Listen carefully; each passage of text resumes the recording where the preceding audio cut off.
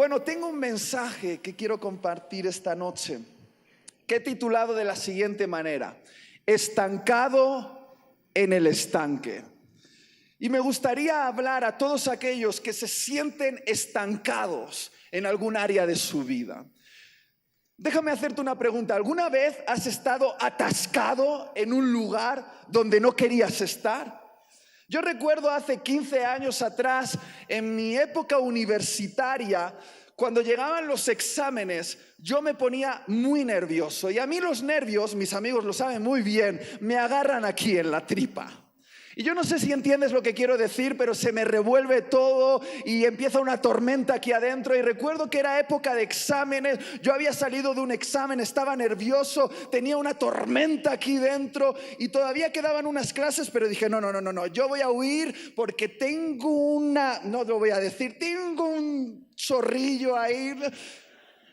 Y dije, tengo que huir, pero no quiero que me vean mis compañeros ni mis profesores. Entonces me fui al otro lado del campus universitario. Era un edificio de varios pisos, varias plantas, y busqué un ascensor que nadie utilizaba.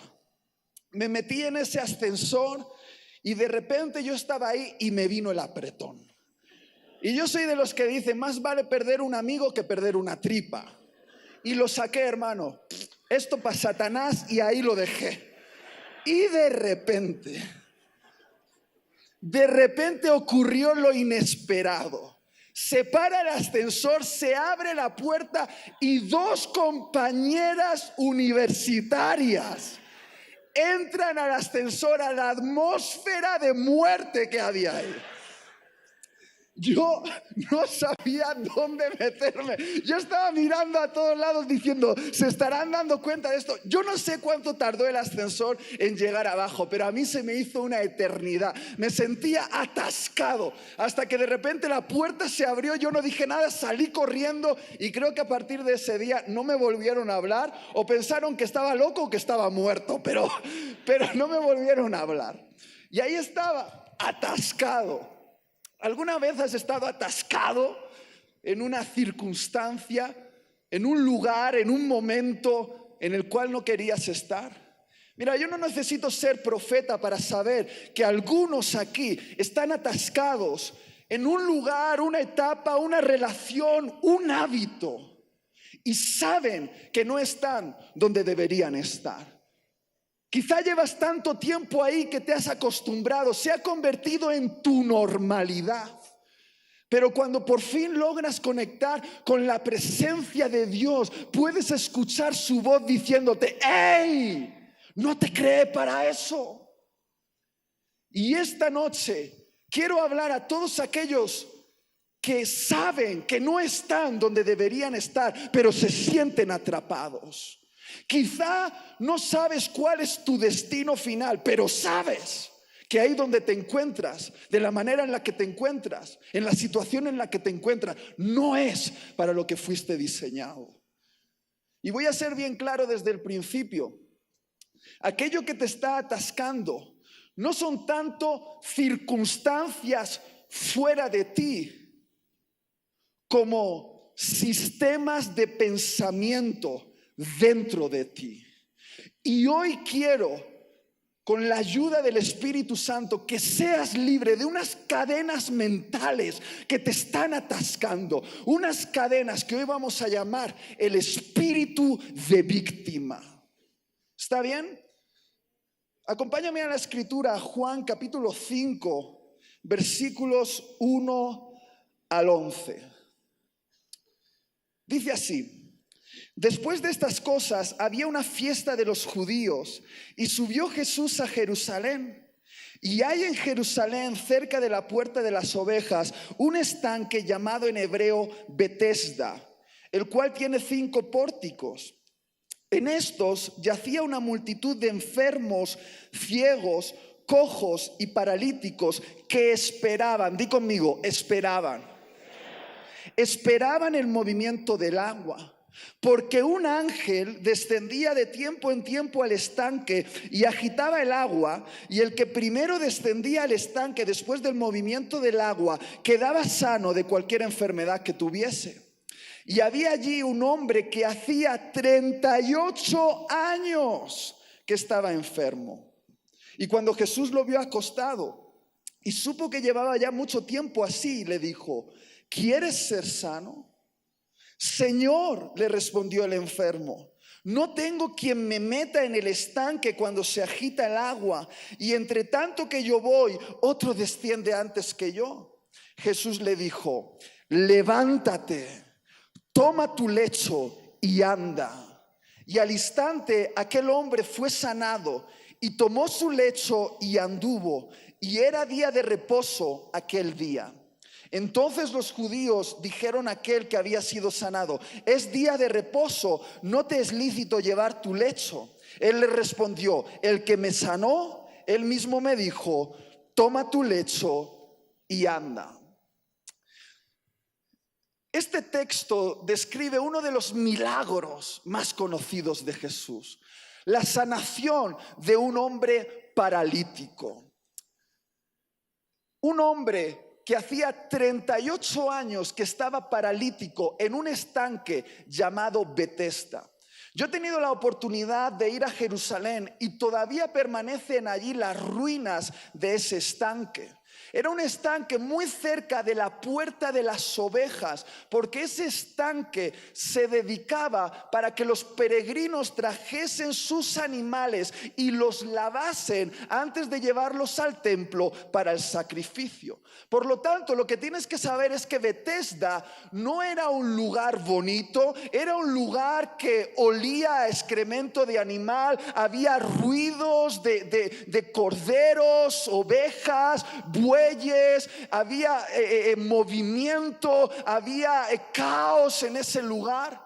Pero muchos enfermos, cojos, paralíticos, ciegos, sordos habían sido atraídos a ese estanque por una superstición.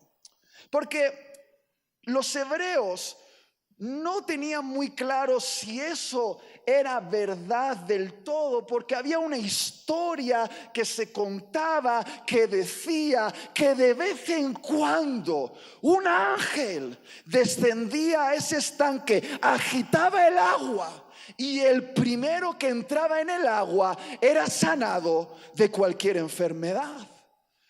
Y los judíos habían convertido ese estanque en una especie de santuario de milagro, como una especie de Lourdes o Fátima, y literalmente cientos de enfermos pasaban días, semanas, meses y años esperando una oportunidad para su milagro. Tanto era así que el gobierno judío había construido 5 pórticos para albergar a esa multitud. Y al leer esto uno podría decir: ¡wow!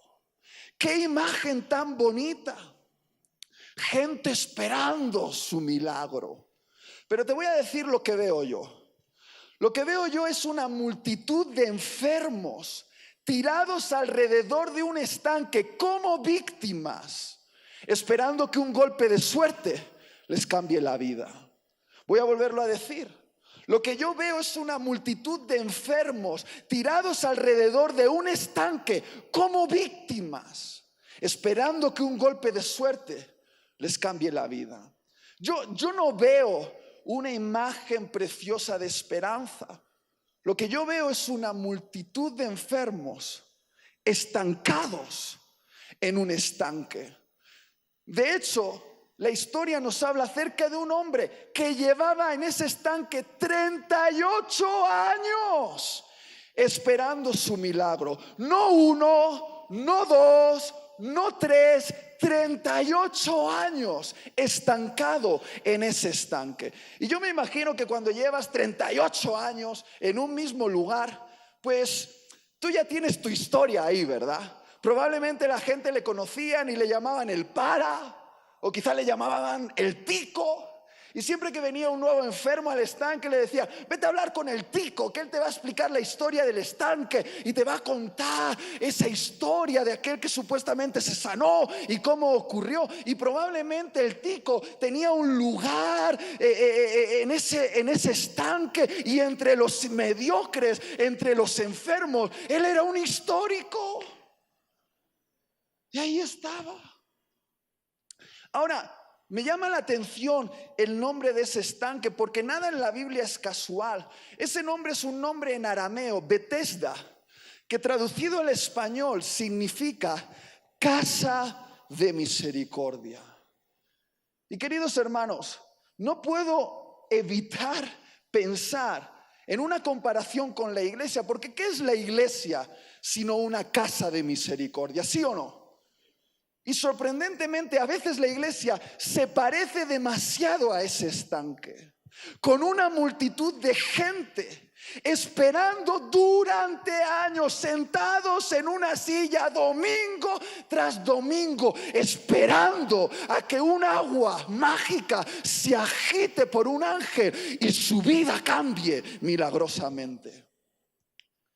Ahora, te sorprendería saber cuántos cristianos conozco que viven su vida cristiana de esta manera, esperando que un golpe de suerte les cambie la vida, esperando que un milagro les solucione el problema que tienen en su familia, esperando una bendición especial que caiga del cielo y les saque de su estado de pobreza, esperando la unción de algún gran ungido que les haga perder los 10 kilos de más que tienen en el cuerpo, esperando la profecía de aquel profeta que les diga lo que tienen que hacer con su vida, esperando.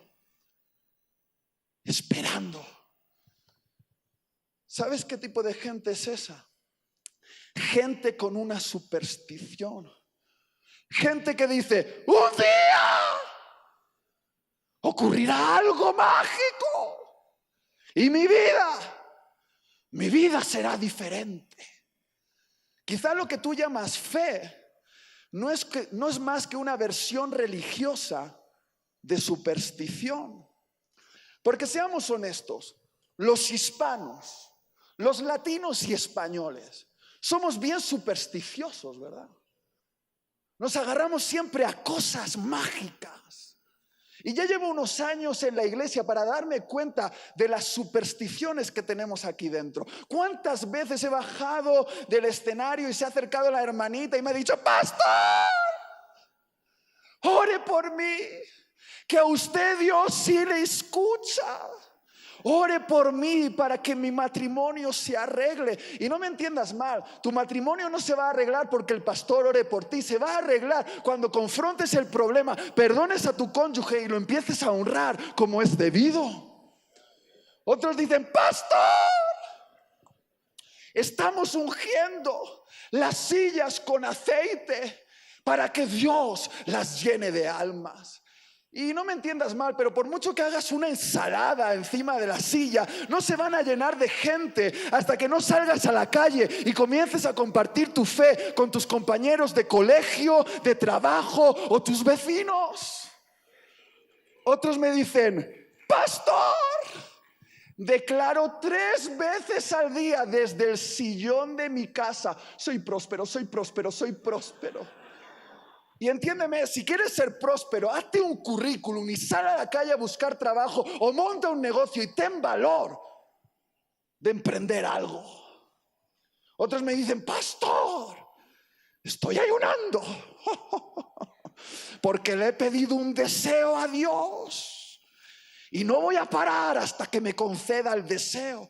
Y yo soy un defensor del ayuno, pero entiéndeme, la última vez que yo leí acerca del ayuno en la Biblia no era como para condicionar a Dios y negociar con Él para que cumpla tus deseos. Tenía más bien que ver con doblegar tu carne y hacerte más sensible a la voz del Espíritu Santo. Y estas supersticiones religiosas están entre nosotros. ¿Y sabes lo que crean? Un cristianismo sin responsabilidad. Un cristianismo sin responsabilidad. Tú quieres que Jesús te dé un resultado, Pero a Jesús le encanta darte una responsabilidad. Tú le dices: Jesús, mejora mi salud. Y Dios te dice: está bien, empieza a comer mejor. Cuida tu dieta, haz ejercicio. Y esta noche he venido a hablar a los paralíticos del alma, porque quiero que me entiendas bien. Creo que sabéis aquí lo horroroso que es una parálisis en el cuerpo. Es algo horroroso. Pero sin duda, el destino de mucha más gente ha sido destruido por la parálisis en el alma. Esa es la parálisis más peligrosa que existe, la parálisis aquí dentro.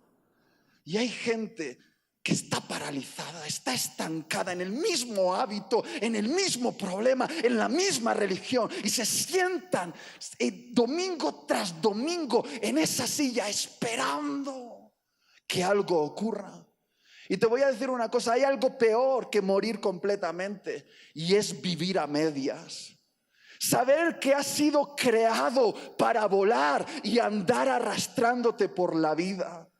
Vivir una vida inferior para la cual Dios te diseñó, y estar ahí esperando y viendo cómo todas las oportunidades de Dios se te escapan. Y quiero ser bien claro contigo esta noche: tu vida no va a cambiar por mucho que esperes en la casa de misericordia hasta que no tengas un encuentro directo con el misericordioso. Queridos, tu vida no va a cambiar cuando se agite el agua por un ángel. Tu vida va a cambiar cuando escuches una voz que te va a hablar con autoridad y la obedezcas. Y es la voz de Jesús. Y tengo una gran noticia para ti: hay alguien que ha venido a este estanque, y no es un ángel que va a agitar el agua, es Jesús que va a agitar tu alma con una palabra que si la obedeces comenzará el cambio. Porque, queridos, ¿no te has dado cuenta que en el Evangelio, siempre que Jesús hacía un milagro, esperaba la interacción de aquella persona que recibía el milagro? ¿Por qué? Porque a Jesús le encanta hacer lo imposible, siempre y cuando nosotros hagamos lo posible. Y Él compromete su poder con aquellos que dan pasos de fe, pasos de obediencia, pasos. Y yo quiero hablarte de 3 pasos. Que estés estancado en cualquier área de tu vida, 3 pasos que si hoy te atreves a dar con fe, puede comenzar el cambio. ¿Estás listo para esto, sí o no? Presta atención, toma apunte. El primer paso es: tienes que decidir si de verdad quieres salir del estanque. Di conmigo: tengo que decidir si de verdad quiero salir del estanque. Jesús le pregunta: ¿quieres ser sano? Ahora, ¿no te parece una pregunta extraña? ¿Qué digo? ¿No te parece una pregunta ofensiva para alguien que lleva 38 años esperando su milagro en el estanque? Preguntarle: ¿quieres ser sano? Pero me he dado cuenta de que Jesús no hace preguntas al azar. Jesús es experto en hacer preguntas que revelan los secretos de nuestro corazón. Jesús le preguntó: ¿quieres ser sano? ¿De verdad lo quieres? Porque Jesús sabe que no todos los enfermos quieren sanarse. Es decir, no todos los estancados quieren salir del estanque. Alejandro, mira, horas y horas y horas de consejería con personas me ha demostrado que lágrimas en los ojos no significa necesariamente convicciones en el corazón. Hay muchas personas que solo quieren llorar su pena, pero no quieren tomar las decisiones que cambiarían sus vidas. Y Jesús lo sabe muy bien. Jesús sabe que no todo el mundo quiere cambiar. Por eso le preguntó al enfermo, y te pregunta a ti esta noche: ¿de verdad quieres cambiar? ¿De verdad quieres cambiar? Porque seamos honestos, el estancamiento, aunque es mediocre, es cómodo. Y hay gente que prefiere la comodidad de una vida mediocre que la incomodidad de una vida nueva. Hay gente tan aferrada a un problema viejo que no tiene manos para agarrar una solución nueva. ¿Sabes cómo se llama eso? Abrazar la pena. Y hay mucha gente que abraza su pena, que las quieres invitar a comer a casa y casi te dan ganas de poner un plato más en la mesa para sus problemas. Porque siempre que tienes una conversación con ellos, todo gira alrededor de sus problemas. Han hecho de sus penas su identidad. Y Jesús lo sabe. Jesús sabe que no todos quieren salir del estanque, porque muchas veces tenemos el síndrome del mendigo. Tú has visto los mendigos como no tienen muchas cosas, ¿verdad? Pero son bien posesivos con las pocas cosas que tienen. Normalmente se buscan un lugar en algún vertedero, debajo de un puente, un cartoncito para prepararse su lugar donde dormir, esta mantita bonita, y están ahí y se echan. Y yo siempre he tenido la tendencia de dar limosna porque creo que es algo que tenemos que hacer. Pero me sorprendió una conversación que tuve con un asistente social que se dedicaba a liberar a las personas de la pobreza. Me confrontó cuando yo di una limosna a un mendigo porque me dijo: Itiel, ¿no te das cuenta que la mendicidad no es tanto pobreza económica como pobreza mental? Mientras tú le des una monedita que les ayude a sobrevivir, probablemente no tomarán las decisiones que les podrían ayudar a comenzar a vivir. Y me habló acerca de que es mejor invertir en procesos para liberarlos. Y me dijo que a muchos a los que se les ofrecía entrar en ese proceso lo rechazaban. Y me decía: Itiel, hay algunos que prefieren la comodidad de su cartón que la incomodidad de una nueva responsabilidad. Y todos tenemos un poquito de mendigo, ¿verdad? Todos tenemos nuestro cartón. Ese cartón son cosas a las que nos agarramos. Quizá una relación de supervivencia, un hábito de supervivencia, un trabajo de supervivencia, una actitud de supervivencia, y decimos: este es mi cartón. No es gran cosa, pero es mío. Y te ofrecen el cambio y dices: no, más vale lo malo conocido que lo bueno por conocer.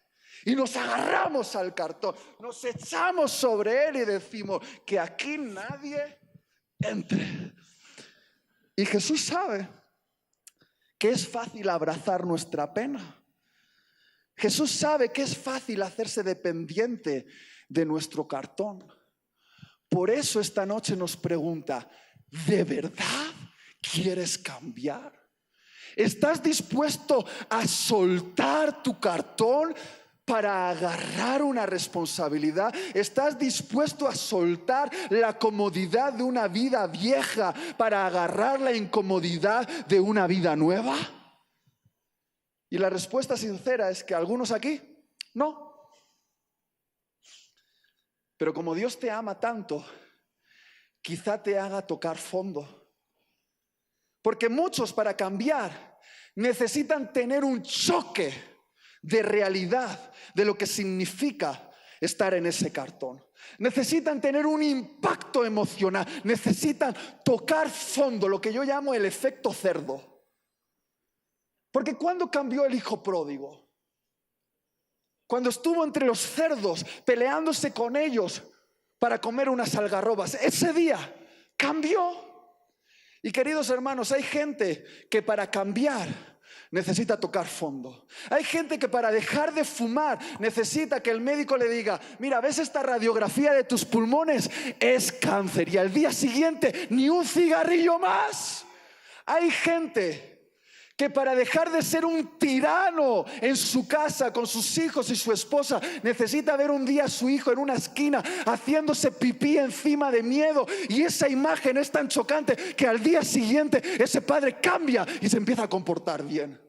Hay gente terrorista que conduce como locos por las carreteras de México, que para cambiar necesitan tener su primer collarín durante 3 meses. A veces necesitamos un choque de realidad. Yo recuerdo que estuve tratando a un matrimonio precioso.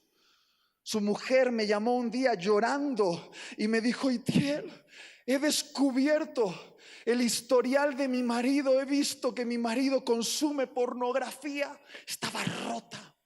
Y rápidamente los trajimos a casa y ahí estaban en el sofá, la mujer llorando, el hombre, su marido, estaba llorando. Y de repente la mujer hizo algo que a mí me conmovió. Abrazó a su marido y le dijo: cariño, yo te voy a ayudar a salir de este vicio. Ya no tienes que andar ocultándote. Lo vamos a sacar todo a la luz. Vamos a ordenar las cosas para que tú seas libre de esto y yo te voy a ayudar. Y salimos de ese encuentro diciendo: wow, aquí viene el cambio. Pero ¿crees que cambió? No. Durante 1 año más ese marido se inventó nuevas formas de engañar a su mujer. Hasta que de repente 1 año después la mujer lo volvió a descubrir. Y esta vez no me llamó la mujer, me llamó el hombre llorando diciendo: Itiel, ha ocurrido algo horrible. Y digo: ¿qué pasa? Mi mujer ha puesto los papeles del divorcio sobre la mesa, me va a dejar, ¿qué voy a hacer con mi vida? Y le pregunté: ¿qué vas a hacer? No sé, ¿qué vas a hacer? No sé, ¿qué vas a hacer? Y dijo: me voy a ir a un centro de desintoxicación. Y durante medio año se fue a un centro, se desintoxicó y recuperó a su esposa y ahora tienen un precioso hijo. Porque a veces, hermanos, necesitamos un estímulo extra. Hay jóvenes que vienen y me dicen: Itiel, ¿puedes orar por mí para que mi vida cambie? Claro que sí, cariño. Les agarro la cabeza y digo: Señor, arruínales la vida. No ores así. Señor, que toque fondo. No, pero no ores así, sí. Hazlo pedazos. Y a veces Dios me hace caso y se salvan del infierno. Entonces, hermanos, si alguien quiere oración. Pero cuando tocas fondo te das cuenta de que siempre tuviste dentro el poder necesario para cambiar. Siempre. Muy bien, ese es el primer punto. Son solo 3, vamos rápido, vamos al segundo. Tienes que renunciar a la mentalidad de víctima. Di conmigo: tengo que renunciar a la mentalidad de víctima. Jesús le preguntó: ¿quieres ser sano? Y el paralítico respondió: no tengo quien me meta en el estanque cuando se agita el agua. Y entre tanto que yo voy, otro desciende antes que yo. ¿Pero qué te ha preguntado Jesús, alma en pena? ¿Te ha preguntado por qué no eres sano? No, te ha preguntado: ¿quieres ser sano? Pero la respuesta del paralítico demuestra que su mayor parálisis no estaba en el cuerpo, sino en su mente. Él dijo: no tengo quien me meta en el estanque cuando se agita el agua, y entre tanto que yo voy, otro desciende antes que yo. Es decir, nadie me ayuda y otros me lo impiden. Nadie me ayuda y otros me lo impiden. En resumen, estoy así por la culpa de otros. ¿No te suena muy familiar a lo típico que la gente dice en las consejerías? No, yo sí tengo este problema, pero mi papá. No, ese otro pastor. No, mi vecino. ¿Sabes cómo se llama el echar la culpa a otros por lo que te pasa? Mentalidad de víctima. El víctima es el que cree que otro es culpable de sus circunstancias. Pero, queridos hermanos, esto de echar la culpa de tu situación a otros es tan viejo como la raza humana. Porque cuando Adán y Eva pecaron y Dios se presentó delante de ellos y le dijo: Adán, ¿qué has hecho? Adán dijo: no, la mujer que tú me diste me sedujo y por eso comí la fruta. Dios fue donde Eva y le dijo: Eva, ¿Pero qué has hecho? La serpiente, Dios, que tú dejaste entrar en este lugar, me engañó y por eso comí del fruto. En resumen, lo que Adán y Eva estaban diciendo: si alguien tiene la culpa aquí, eres tú, Dios. Algunos se preguntan, ¿por qué Dios, si es tan misericordioso, no perdonó a Adán y Eva y los dejó permanecer en el huerto del Edén? Muy sencillo, yo he leído un montón de veces ese capítulo y en ningún momento Adán y Eva piden perdón. ¿Por qué? Porque Adán y Eva no creían que eran los responsables de su pecado. Ellos pensaban que eran las víctimas de un atentado contra ellos. Y quiero decirte una cosa: no hay manera de que Dios salve a una víctima. Dios solo puede salvar a un pecador que se sabe responsable de su pecado. No hay manera de obtener salvación para aquellos que se consideran víctimas de la vida. Y quiero que me prestes mucha atención ahora. La mentalidad de víctima es una cadena mental que te está atrapando, te está atascando. ¿Por qué? Porque alguien con mentalidad de víctima no tiene poder para cambiar, debido a que cree que la responsabilidad de su situación no es de él, sino de otro. Queridos hermanos, solo si te haces responsable de tus circunstancias tendrás poder para cambiarlas. Te lo voy a volver a decir. Solo si te haces responsable de tus circunstancias tendrás poder para cambiarlas. No puedo exagerar al decir que la mentalidad de víctima ha arruinado el destino de personas maravillosas. La mentalidad de víctima boicotea los propósitos que Dios tiene para tu vida. ¿Por qué? Porque, entre otras cosas, las víctimas deforman la realidad, crean realidades alternativas, imaginarias, y lo peor de todo es que ellos mismos se las llegan a creer. Recuerdo que hace un tiempo descubrimos a una persona en la iglesia que se estaba acostando con 5 mujeres diferentes de la congregación. Y le atrapamos con las manos en la masa. Le llamábamos el Salomón. Y recuerdo que estaba ahí sentado, todavía lo tengo en la memoria, en el sillón pastoral. Ahí estaba y le estábamos confrontando con las evidencias. Y de repente él convencido dijo: pero si no es mi culpa, ha sido el espíritu de Jezabel que ha utilizado a esas mujeres para arruinarme la vida. Ahora, hermanos, pregúntame, por favor, pregúntame si ese hombre cambió. Pregúntamelo. ¿Y él cambió? No preguntes tonterías. Pues claro que no cambió, porque una víctima no tiene poder para cambiar, porque se considera el perjudicado y no el responsable. Y así no hay manera de cambiar. Y quizá algunos dicen: Itiel, pero es que estás hablando de asuntos muy graves, yo no soy así. Bueno, esa víctima que tenemos todos dentro se manifiesta en nuestra forma sutil de hablar. Por ejemplo, he escuchado a esposas decir: es que mi marido no me hace feliz. Y he escuchado a maridos cabreados diciendo a sus esposas: mira lo que tú me haces hacer. He escuchado a algunos hombres enojados, enfadados. He escuchado a jóvenes calenturientos decir: no, es que yo ando de mujer en mujer porque mi papá me abandonó. Y tengo carencia de amor y necesito llenarlo con el cariño de muchas mujeres. He escuchado estudiantes decir: he suspendido, sí, pero he suspendido porque el profesor me tiene manía. He reprobado porque el profesor me tiene manía. Otros dicen: no, es que yo no progreso en mi trabajo porque tengo a un bruto de jefe y no me entiende y no me promociona. Incluso he escuchado a gente abandonar iglesias diciendo: me he ido de esa iglesia porque me he divorciado de mi mujer, porque el pastor nunca me llamó por teléfono. Y si todo eso no es suficiente, Sí, es la foto del último. Siempre puedes echar la culpa a tu nacionalidad. Oh, es que soy latino, latino por aquí, latino para allá. O al gobierno, no el de izquierda, no el de derecha, no el de centro, no el de para adentro.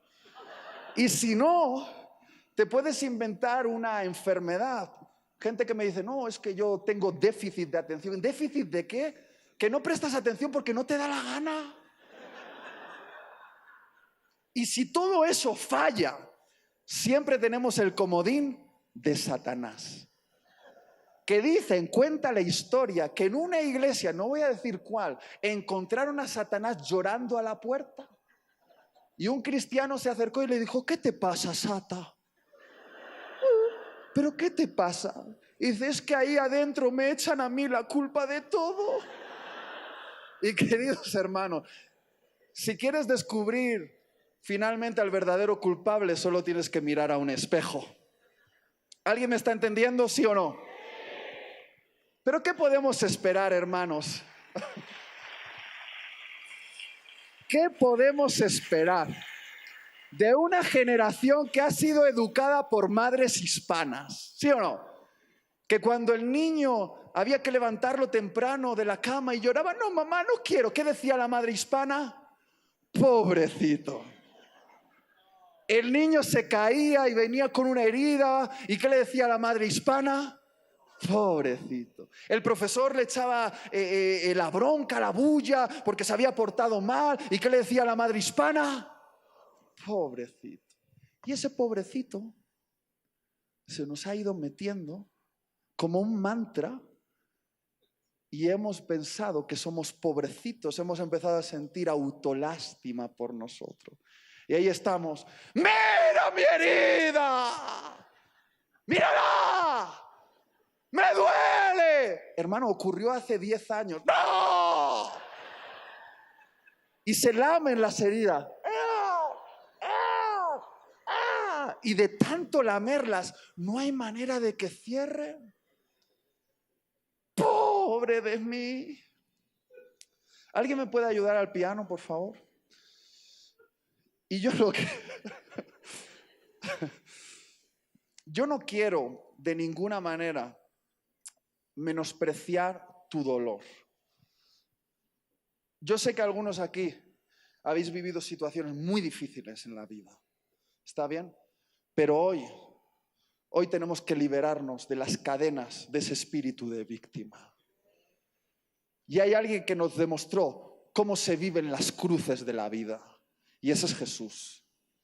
Nos cuesta el evangelio que un día Jesús le dijo a sus discípulos, queridos discípulos, llega mi hora.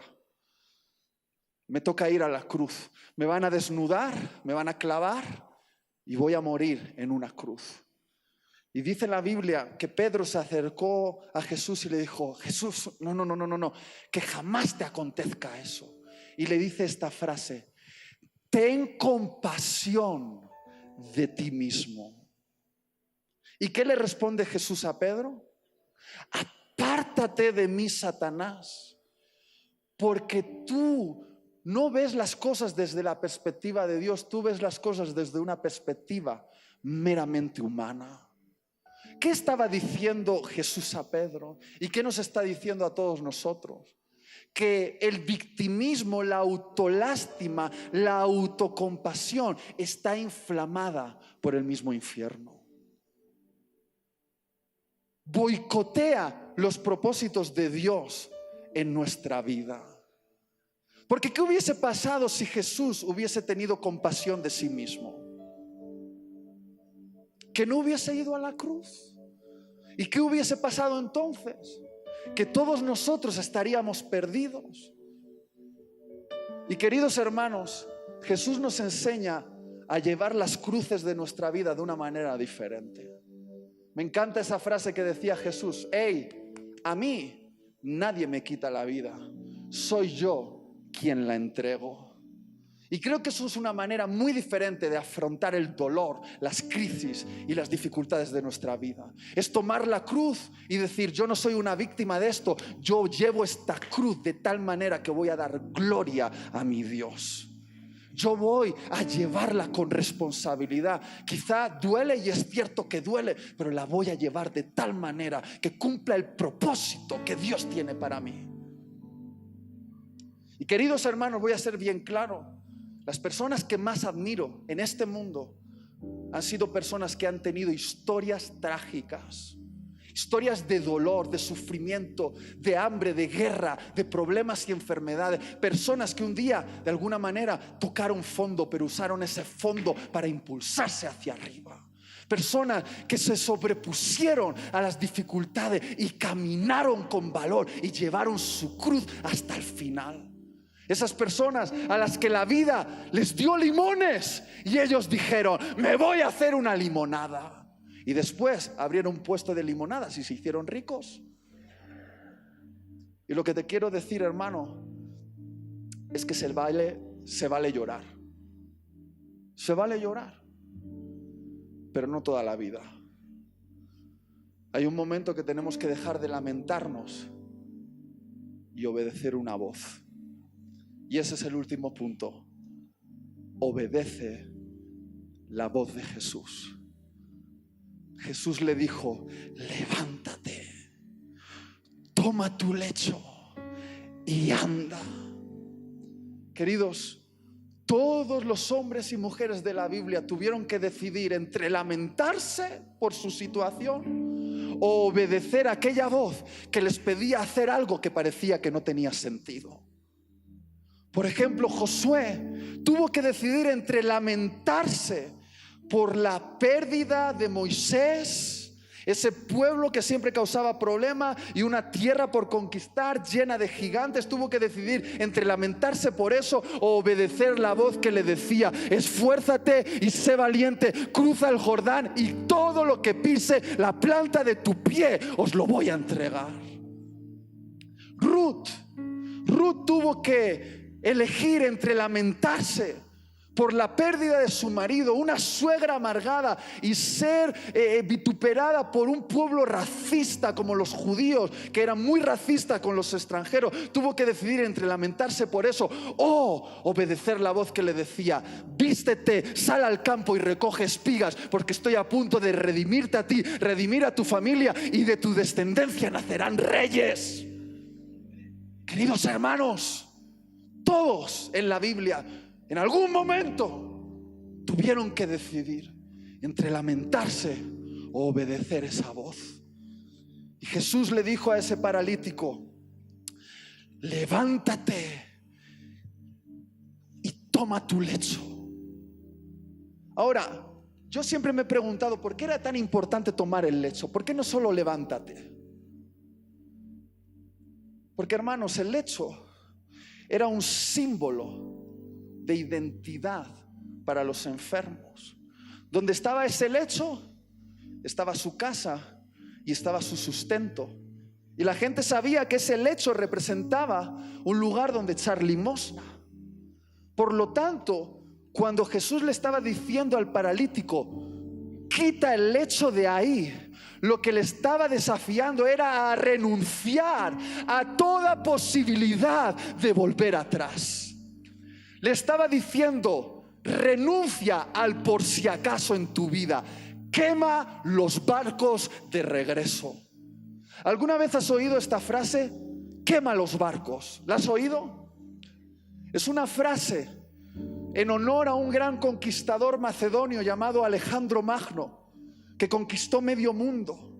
Y cuando llegó a las costas de los persas, con un ejército pequeño en comparación con el persa que les triplicaba en número, sabiendo que su ejército temblaba de miedo y que tenían los barcos como posibilidad de regresar huyendo a casa, Alejandro Magno dijo: prendedle fuego a los barcos. Y mientras los barcos ardían, habló a su ejército y les dijo: si queréis regresar con vuestras familias, no tenemos otra opción, tenemos que ganar esta guerra y regresar en los barcos de nuestros enemigos. Y queridos hermanos, a veces para ganar la guerra hay que quemar los barcos. Hay que vivir la vida sin un por si acaso, sin una posibilidad de volver atrás. Por eso tu nueva vida no comienza soñando con ella, no comienza declarándola, comienza con un acto incendiario. Tienes que quemar tu lecho, tienes que quemarlo, porque cuando lo quemas, entonces ya solo te queda tirar para adelante. Y estos lechos a veces no son cosas malas necesariamente, pero son símbolos de tu pasado. Recuerdo un heavy que se convirtió. Tuvo un encuentro con Jesús radical. Él escuchaba música satánica y Dios le liberó de un montón de demonios. Y este tipo tenía un pelo, Alejandro, la envidia de todas las mujeres. Un pelo largo, hacía así. Y un día se metió en el baño y con unas tijeras hizo un atentado terrorista contra su cabello. Se lo puso así. Y vino a la iglesia y todos le vimos y le dijimos: ¿pero qué has hecho? Me he cortado el cabello. Pero hermano, tú sabes que el cabello no es pecado. Lo sé, pero ese cabello era un símbolo de mi pasado. Representaba lo que yo era entonces, pero ya no soy. Y al cortármelo he renunciado a la vieja vida porque ahora tengo una nueva. Y hay veces, queridos, que tenemos que quemar algo. Un contacto en el teléfono móvil, una aplicación en nuestro smartphone. Tenemos que coger esa caja que está oculta en un cajón con recuerdos del pasado y tenemos que quemarla. Tenemos que salir de ese trabajo que nos está oprimiendo. Tenemos que quitar ese hábito, quitar el ordenador o la televisión de la habitación. Tenemos que quemar algo. Tenemos que renunciar a algo, porque es el comienzo del cambio. Y tú dices: está bien, yo voy entregando poquito a poco mi lecho y que Jesús me vaya dando la nueva vida. Pero no, tú quieres un intercambio seguro. Jesús quiere un paso de fe. Jesús quiere que sueltes tu lecho, incluso antes de ver el futuro que viene. Jesús quiere que obedezcas incluso aunque no entiendas, aunque no veas. Por eso le dijo, y con esto termino: anda. Y parece sencillo, pero si llevas 38 años sin andar, yo le diría: bueno, Jesús, ¿cómo? ¿Cómo se hace eso? Y por cierto, ¿dónde quieres que vaya? Pero ¿no te has dado cuenta de que Jesús no es un Dios de muchos detalles? Es un Dios que da palabras, órdenes concretas. Tú quieres el plan para los próximos 5 años de tu futuro y Dios solo te da una palabra. Te dice: anda. Dice: no, pero no es suficiente detalle. Y Dios te dice: anda. Pero es que no sé cómo hacerlo. Y Dios te dice: anda. Y si obedeces, Jesús se compromete a acompañarte con su poder. Porque, queridos hermanos, lo que mantuvo de pie a ese paralítico no fueron los músculos lisiados de sus piernas. Lo que le mantuvo de pie fue la palabra de Jesús.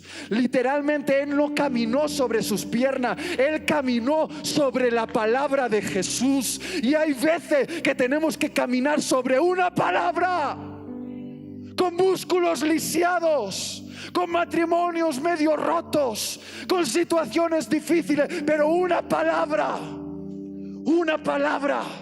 nos puede mantener de pie. ¿Y cuál es la palabra que Jesús te ha dado? Porque tienes una palabra. Quizá no la has escuchado hoy, quizá fue hace un mes o hace un año o hace 10, pero sabes que es la palabra. Quizá te dijo: perdona. Y tú dices: no sé cómo hacerlo. Y te dijo: perdona. Quizá te dijo: sal de ahí. O te dijo: quédate. Quizá te dijo: emprende. O quizá te dijo: renuncia. Y no son palabras con muchos detalles, pero si obedeces, comienza tu milagro. Y ese paralítico anduvo sobre la palabra de Jesús. Y rápidamente vinieron otros y le dijeron: ¿pero qué haces? ¿No te es lícito hacer eso? Y ese paralítico respondió algo que tenemos que responder todos nosotros. ¿Sabes? no tengo ni idea de lo que me estás hablando. Yo lo único que sé, que aquel que me sanó me dijo, toma tu lecho y anda. Y eso es lo que estoy haciendo. Yo no sé qué otras voces te están intentando hablar. Si la voz de tu vergüenza diciéndote, hey, ya lo has intentado antes. O la voz de la culpa diciéndote, no hay segunda oportunidad para ti. O la voz de la religión que te dice, eso no funciona así. O la voz de algunos que dicen que son tus amigos y te dicen, no, mejor mantente donde está. Yo no sé qué voz te está hablando, pero hay una voz que es más importante que todas las demás voces, y es la voz de Jesús. ¿Qué te está diciendo Jesús? ¿Cuántos saben que Jesús les está hablando? ¿Qué vamos a hacer? Ponte de pie.